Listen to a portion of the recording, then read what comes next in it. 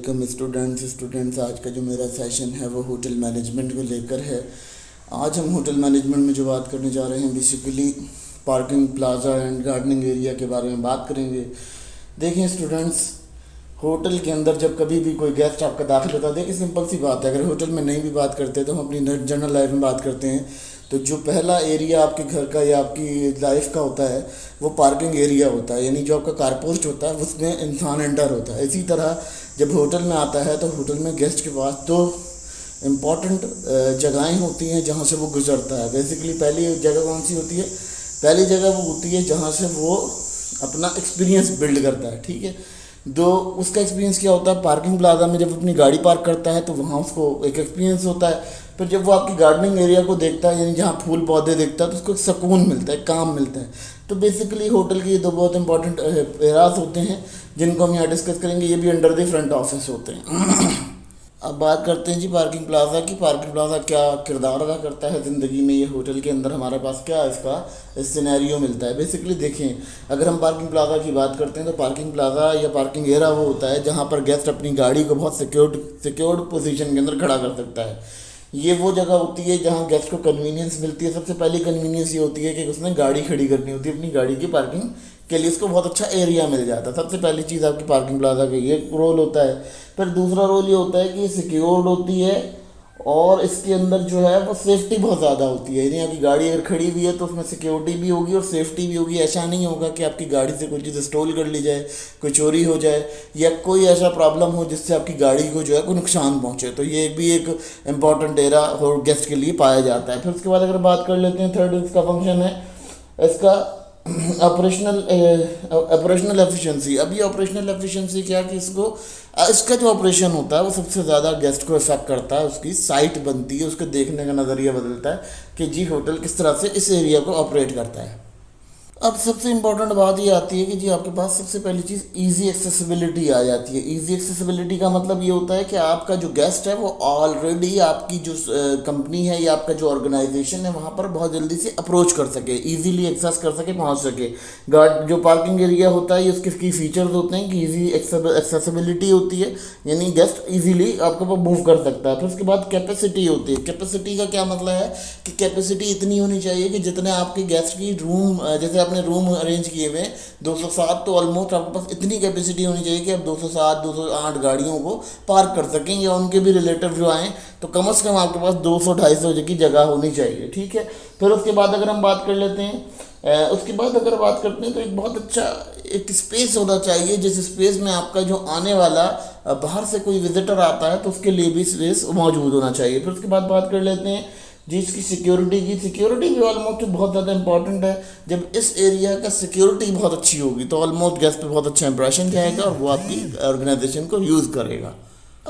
अब बात करते हैं स्टूडेंट्स के एडिशनल सर्विसेज के बारे में कि एडिशनल सर्विसेज ये एरिया कौन से प्रोवाइड करता है। देखें, पहली एडिशनल सर्विस जो प्रोवाइड करता है वो करता है वैलेट सर्विस। वैलेट सर्विस क्या मतलब कि आपकी गाड़ी आप लेकर आए, आपने किसी को हवाले कर दी गाड़ी, उसने जाके वहाँ पार्क कर दी, तो ये आपकी वैलेट सर्विस होती है।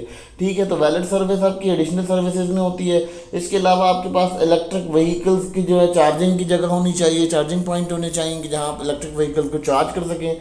ठीक है, फिर आपके पास जो है बहुत ज़्यादा क्लीनिंग सर्विसेज बहुत अच्छी होनी चाहिए। आपके पास गाड़ी की जो है क्लीनिंग करने के लिए जो लोग होते हैं या बंदे होते हैं वो रखे होने चाहिए। आपके पास लगेज मैनेज करने के लिए लोग होने चाहिए, बेल बॉयज़ वगैरह होने चाहिए जो आपका सामान कैरी कर सकें। तो ये तमाम इंपॉर्टेंस रखती हैं चीज़ें जो हमारे से जुड़ी होती हैं। फिर आपके पास एक वेल मेंटेन्ड आपको एक सरफेस चाहिए होता है जहाँ पर क्लियर मार्किंग हो आपकी गाड़ी की पार्क करने के लिए, और जो स्पेसेस होते हैं उनके अंदर स्पेस बने हुए हों कि आपने यहाँ गाड़ी को पार्क करना है। अब बात करते हैं जी पार्किंग। अब बात करते हैं पार्किंग के बाद गार्डनिंग एरिया की। गार्डनिंग एरिया के बाद क्या कंडीशन आएगी कि गार्डनिंग एरिया ये होता है कि जहाँ पर गेस्ट को घुसते के साथ ही एक अच्छा एहसास होता है, एक सुनहरा एहसास होता है, जिसको हम कहते हैं एस्थेटिक अपील, यानी आपको एक देखते मज़ा आना चाहिए, एक प्लेजर होना चाहिए।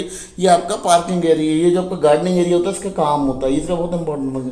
तो उसके बाद ये क्या करता है, ये आपका रिलैक्सेशन देता है, रिक्रिएशनल एरिया प्रोवाइड करता है गेस्ट को कि रिक्रिएशन करने के लिए गेस्ट अगर चाहे तो वो वहाँ उसके गार्डन के अंदर रिजर्व कर सकता है।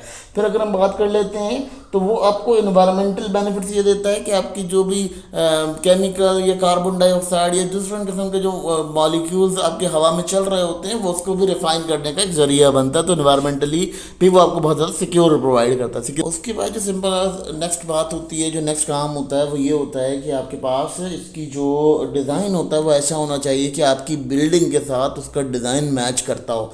फिर उसके बाद अगर हम बात कर लेते हैं डिज़ाइन बिल्डिंग के साथ मैच करने के बाद आपको वहाँ सीटिंग एरियाज बहुत प्रॉपर बनाने हैं। ठीक है, सीटिंग एरियाज जब आपके बहुत अच्छे होंगे, जब आपके वहाँ सीटिंग एरियाज होंगे तो ऑलमोस्ट गेस्ट वहाँ सिटिंग कर सकेगा और रिक्रिएशन के लिए उसको टाइम मिल सकेगा। तो वहाँ पर जो है वो सीटिंग एरिया करेगा, वहाँ पर सिटिंग करेगा जिसमें आपके झूले वगैरह होते हैं, आपने झूले लगा दिए, आपने कोई बेंचेस लगा दिए, आपने कोई ऐसी कोई वो बना दे, वाटरफॉल्स वगैरह बना दी कि वहाँ वो बैठ कर इंजॉय कर सकता है। ठीक है, फिर उसके बाद आपकी बात आती है पाथवे एंड वॉकवे। अच्छा, यहाँ पर आपके पास लाजमी तौर पे एक स्टेब्लिश्ड वॉकवे और पाथवे होना चाहिए। पाथवे कहते हैं कि किसी जैसे क्यारी के बीच में एक रास्ता निकलता है वो पाथवे कहलाता है, और वॉकवे वो होता है जैसे आपने पार्क्स में देखा होगा कि वो टाइल का जो एक फर्श बना हुआ होता है वो फर्श जो है वॉकवे होता है। तो आपको लाजमी तौर पर अपने जो गार्डनिंग एरिया होता है उसके अंदर ये दो चीज़ों को ऐड करना होता है, ये इसकी खूबसूरती को बढ़ाते हैं। इसके की फीचर ये होते हैं जी, सबसे पहले इसके की फीचर बात कर लेते हैं। अब इसके की फीचर ये होते हैं कि ये वाटर फीचर्स होते हैं। इसके देखिए वाटर फीचर्स क्या होते हैं कि आपके पास ऐसी इन्वायरमेंट क्रिएट हो जाती है जैसे आप ड्राई कंडीशन के अंदर रहते हैं, डायरेक्ट ड्राई इन्वायरमेंट के रहते हैं। तो आप क्या करेंगे, आप वहाँ पर डिफरेंट फाउंटेन्स बना देंगे। जब फाउंटेन्स बनाएंगे वो फाउंटेन्स जब रन करेंगी तो ऑलमोस्ट क्या होगा, उससे एक ठंडा एहसास मिलेगा। उस ठंडे एहसास की वजह से क्या होगा कि आपकी जो इन्वायरमेंट होगी वो काफ़ी बेस्ट हो जाएगी। इस तरह से आप फाउंटेन बना सकते हो, पॉन्ड्स बना सकते हो, कोई स्मॉल पॉन्ड्स बना लो, वहाँ पर कोई पूल्स बना लो। तो उससे होगा कि जो गेस्ट होगा उसको एक अच्छा एहसास मिलेगा। ये एक इसकी कंडीशन होती है। दूसरी है कि लाइटिंग, आपने वहाँ बहुत अच्छी सी लाइटिंग करनी है, पाथवे के साथ कोई लाइटिंग ऐसी करते हैं, डेकोरेशन करते हैं लाइटिंग के थ्रू, जिससे जो गेस्ट है वो आपका काफ़ी ज़्यादा अट्रैक्ट कर सकता है। तो उसके बाद अगर हम बात कर लेते हैं एडिक्वेट लाइटिंग। अच्छा, अब उसके बाद बात करते हैं मेंटेनेंस की। देखिए, जब भी आपके पौधे या फूल पत्ते होते हैं तो उनकी मेंटेनेंस लाजमी रखी जाती है, क्योंकि जो वो मेंटेन नहीं रहेंगे या वो ख़राब रहेंगे तो वो किसी को देखने में मज़ा नहीं देंगे। तो हमेशा उसको फिट और अच्छे वे के अंदर मेंटेन करना भी हमारे होटल की अंदर ही जिम्मेदारी होती है। अब जनाब यहाँ बात कर लेते हैं कि इसका जो होटल के साथ ताल्लुक़ होता है वो क्या होता है। होटल के साथ इसका बहुत इंपॉर्टेंट ताल्लुक़ होता है। सबसे पहली चीज़, ये आपको वेलकमिंग एक्सपीरियंस देता है।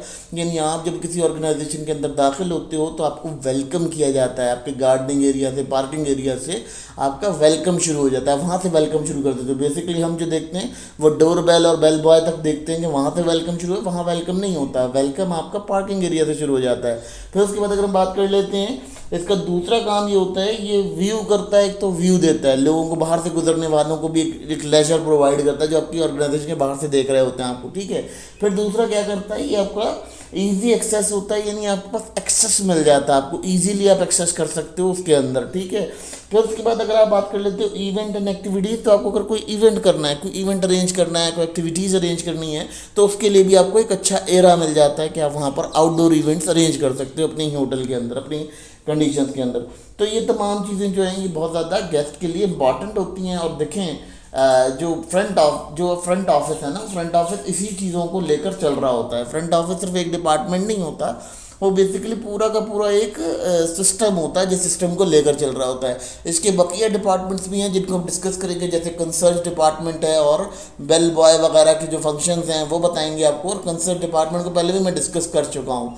तो बहरहाल अगर हम इसको देखते हैं तो कंसर्ट डिपार्टमेंट में पहले डिस्कस कर चुका था, तो इसका आपको जो है ये तकरीबन फ्रंट ऑफिस के जितने भी डिपार्टमेंट हैं ये आपको क्लैरिफाई हो चुके हैं कि इसका क्या क्या फंक्शन होते हैं, ये क्यों होते हैं। और बेसिकली समझाना इसलिए ज़रूरी है स्टूडेंट्स को कि स्टूडेंट्स को ये क्लियर हो जाए कि जो फ्रंट ऑफिस है वो बहुत ज़्यादा काम करता है और उसके जो बहुत सारे प्रोसेस हैं वो बहुत सारे प्रोसेस के अंदर अपना आप जो करियर पाथ बना सकते हो, आपके पास बहुत सारे करियर मिल जाते हैं।